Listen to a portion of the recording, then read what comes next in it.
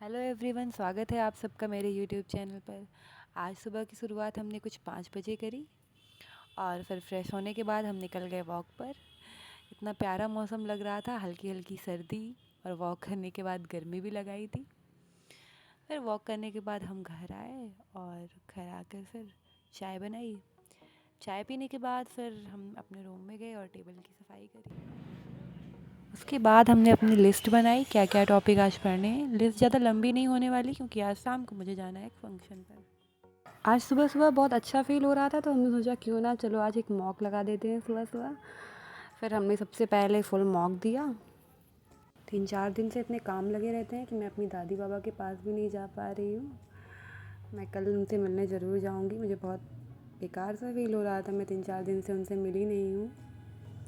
मेरे दादा दादी मेरे चाचा चाची के साथ रहते हैं, तो मैं डेली उनसे मिलने जाती थी शाम को। बट अभी 2-4 दिन से मैं बिल्कुल नहीं गई हूँ, तो मैं कल ज़रूर जाऊँगी। आज तो बिल्कुल टाइम नहीं मिलने वाला, लेकिन कल जाऊँगी। आज मॉक देने के बाद मुझे रियलाइज़ हुआ कि मेरा करंट अफेयर का सेक्शन काफ़ी वीक हो रखा है। मैं फ़िलहाल 2 दिन से करंट अफेयर पढ़ रही हूँ। मैंने पहले करंट अफेयर पर ज़्यादा ध्यान नहीं दिया। अभी मैंने जनवरी और फरवरी मंथ की करंट अफेयर करी थी, तो आज मैं मार्च की करंट अफेयर करूँगी।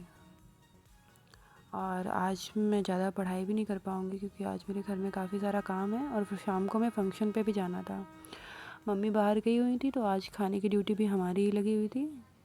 तो आज मैंने बनाई सिंघाड़े की सब्ज़ी। आप में से किसने किसने सिंघाड़े की सब्ज़ी बनाई है, प्लीज़ कमेंट करके ज़रूर बताना। और किसने किसने खाई है ये भी बताना।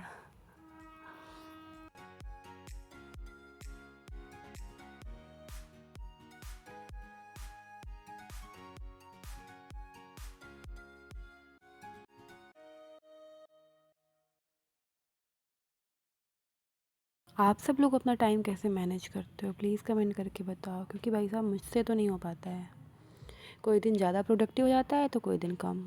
किसी दिन ज़्यादा पढ़ाई होती है तो किसी दिन कम। किसी दिन ढेर सारे काम आ जाते हैं अचानक से, जैसे कि आज।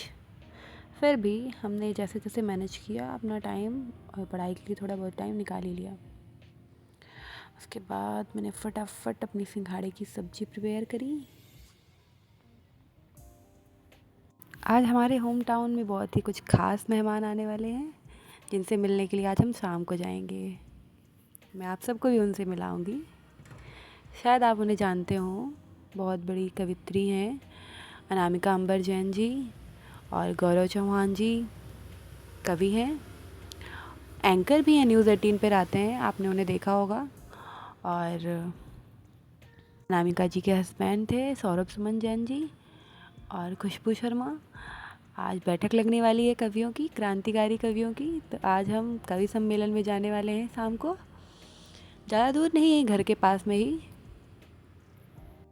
सब्ज़ी बनाने के बाद मैंने रोटी बनाई, और रोटी बनाने के बाद मैं फिर से अपने रूम में चली आई और फटाफट से वो कैब रिवाइज़ करी। फ्रेज़ल वर्ब करी आज मैंने, क्योंकि फ्रेज़ल वर्ब से काफ़ी सारे क्वेश्चंस बन जाते हैं क्लोज टेस्ट में, या ऐसे नॉर्मल एक क्वेश्चन भी एग्जामिनर दे देता है फ्रेज़ल वर्ब से रिलेटेड।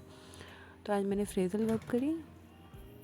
उसके बाद जाके स्नान किया। स्नान करने के बाद फिर हमने खाना खाया, और खाना खाने के बाद हम सो गए।